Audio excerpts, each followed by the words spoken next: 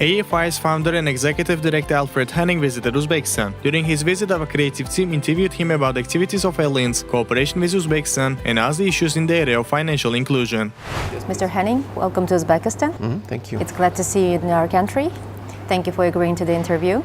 We know that AFI is one of the leading organizations in the field of policy and the regulation for financial inclusions. This organization is well known among experts, but general public is not very aware of its activities. So before starting our conversation, could you please clarify what is AFI is and what its main goals and objectives are? Yeah, thank you very much for the invitation.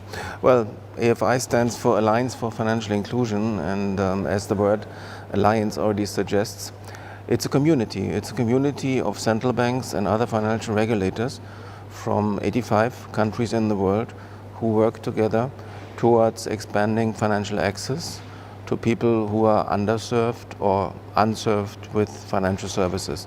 So our objective is actually to bring more and more people into quality access to financial services through the introduction of smart regulations and policies that can actually help to enable the market to provide these services in a safe and sound manner.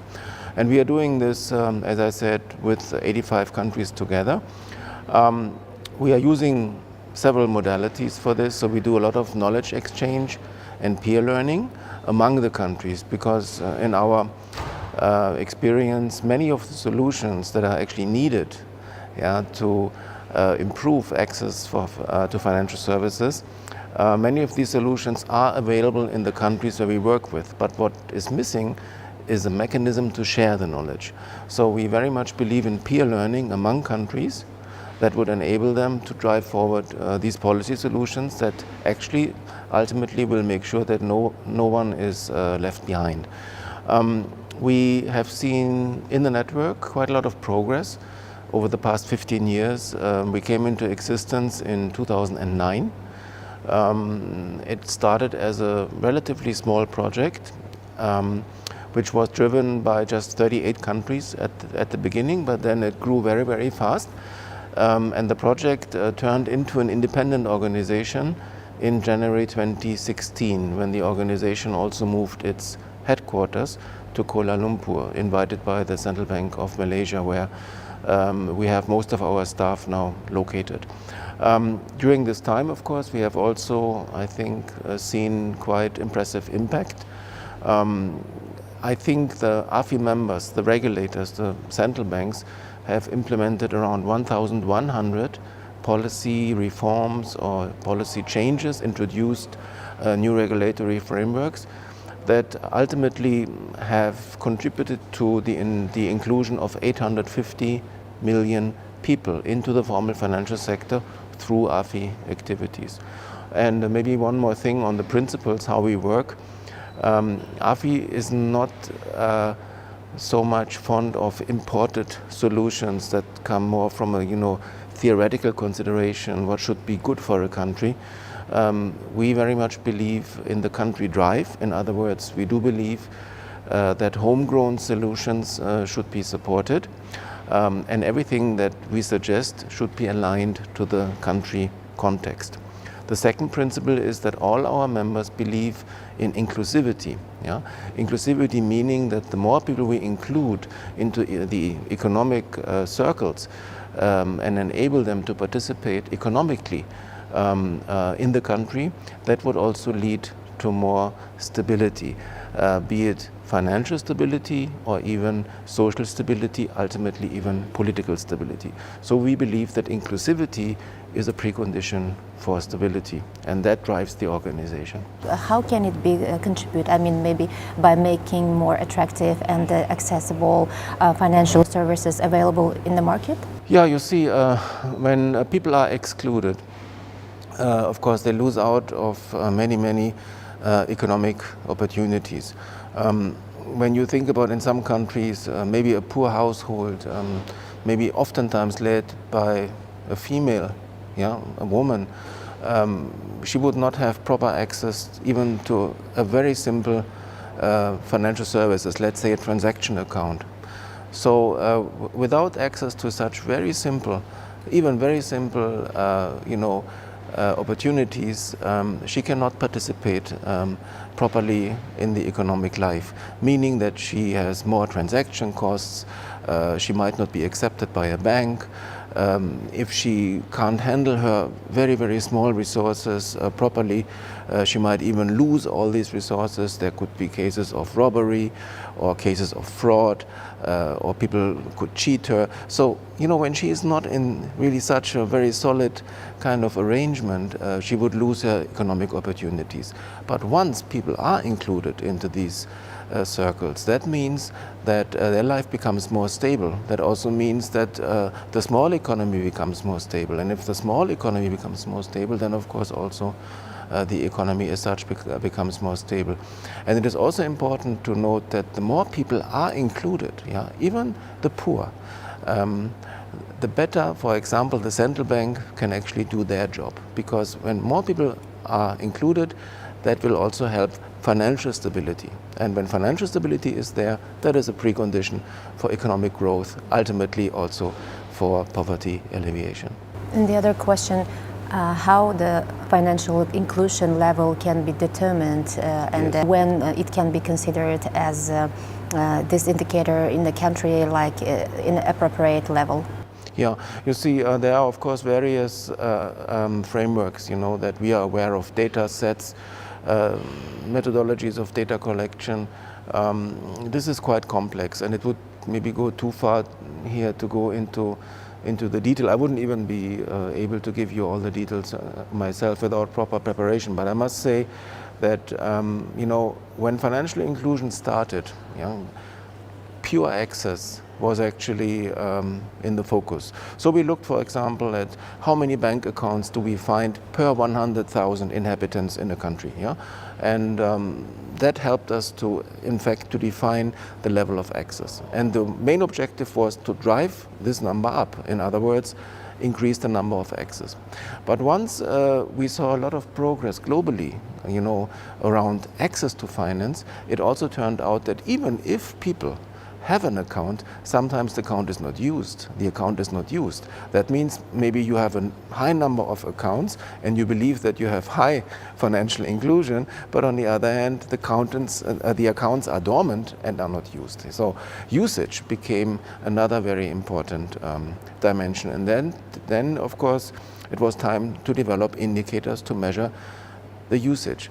Now, we do see usage. What's the next step? The next step is, of course, to increase the quality of the financial service. In other words, is the service permanent?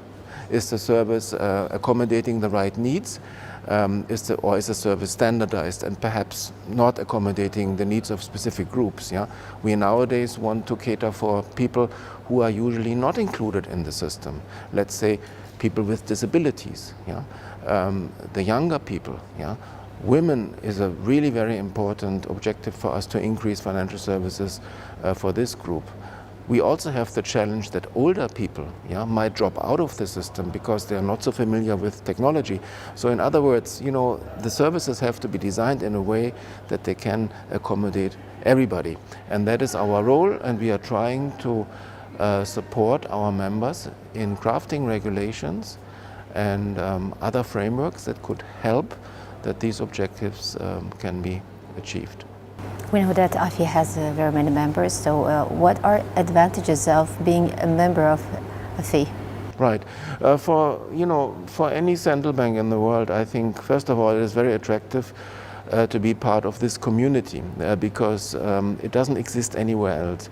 We do have, as you know, among central banks, we have many existing connections, be it through, World Bank annual meetings, IMF meetings, also under the Basel-based standard setting bodies, they come together. But there is no actually network that focuses on financial inclusion. And I think this is the main drive for our members, because they feel that financial inclusion is not just a development objective, something, let me say, nice to have. It is actually part of their core mandate, which is financial and monetary stability.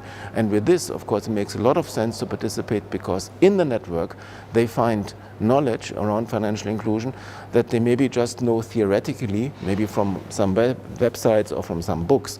But in the network, you will become exposed to those people who are actually driving these solutions successfully. For example, when it comes to mobile or digital financial services, you can go to countries like, for example, Mexico or Kenya or the Philippines, and they have made major strides in digitization, at the very early stage. If you want to look at, for example, how to build agent networks, when even supermarkets or pharmacies or petrol stations can reach out financial services under a banking license because they work on behalf of banks, then you go to countries like Brazil or to countries like Colombia. There you can find this kind of knowledge. I could give you more examples, but it's very important that what you find in AFI are practical examples how financial regulators are driving financial inclusion in a safe and sound manner.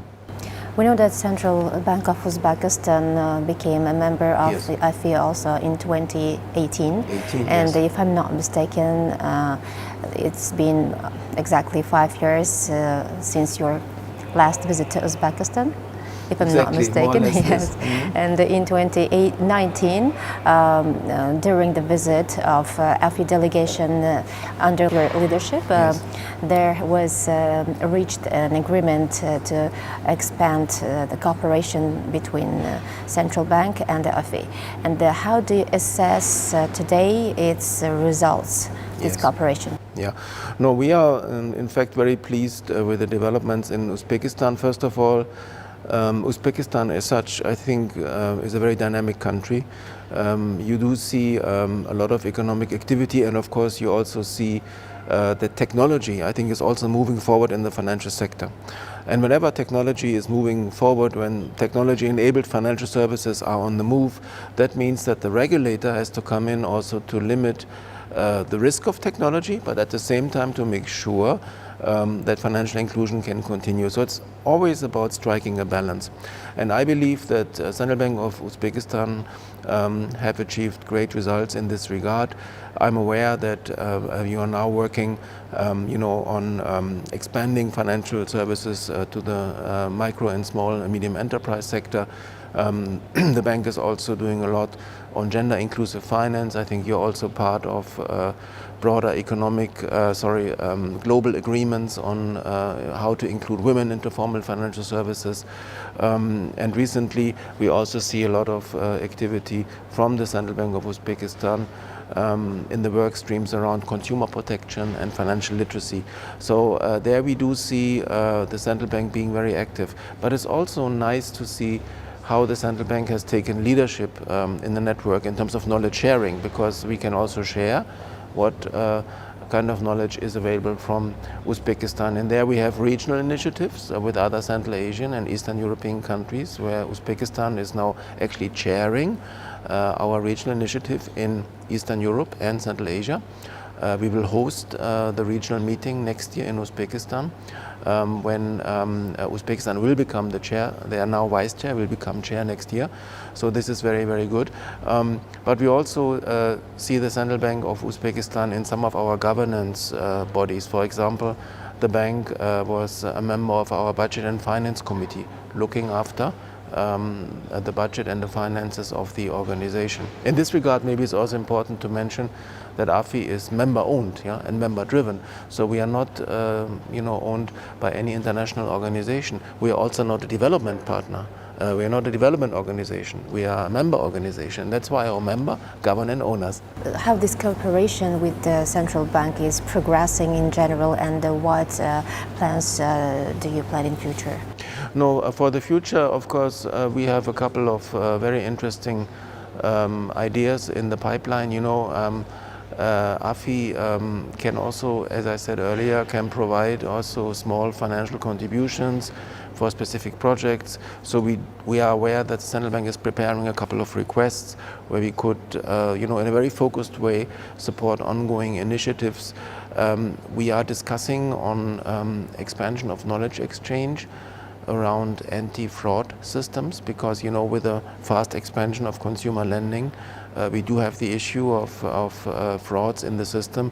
So the central bank is very interested in learning from other countries how actually to prevent the abuse of the poor customers to happen. Because if these frauds happen, it means sometimes that people who are already very poor can actually lose everything they have. And I think that's a very important task here as well. And then one important initiative where the bank is also very active is what we call inclusive green finance. So in other words, how can we make financial services, even for the poorer and for the low-income households, more sustainable in this sense. And here, of course, we are talking mostly about resilience of small households, but also mitigation. In other words, we want to make sure that these services are also aligned with global objectives around green finance. What results achieved in Uzbekistan can be considered as a best practice in the field of financial inclusions? There is, there are quite a couple to mention, but maybe I should just pick this one that we are aware of. I think the central bank has established a collateral registry, which is actually there in order to make use of movable assets, for collateral.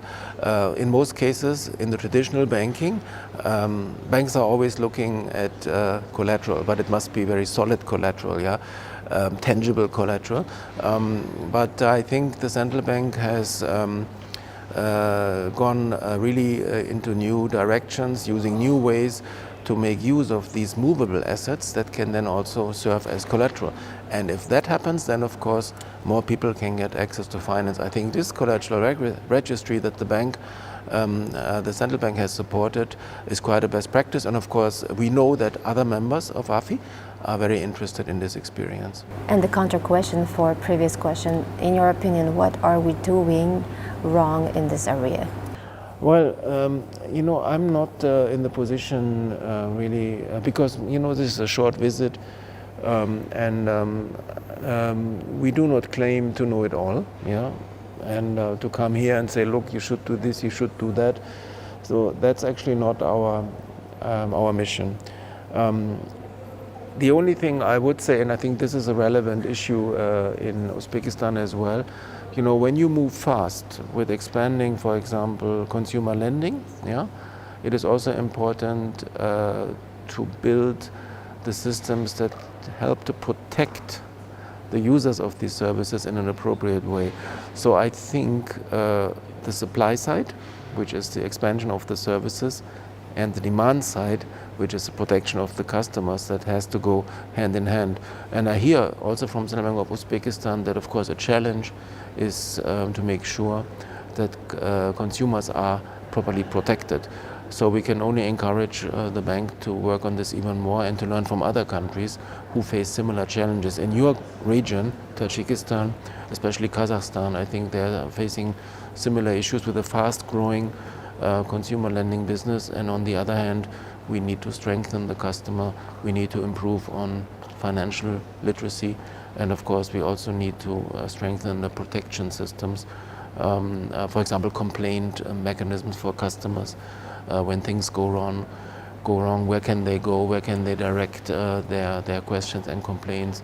These are very important elements in the financial sector that I think also want to be strengthened in Uzbekistan. Mr. Hanning, Yes. Thank you for your time Yes. and the interesting answers. Wish you a successful visit to Uzbekistan. Thank you so much. Thank you very much for your interest. Thank you. Thank you.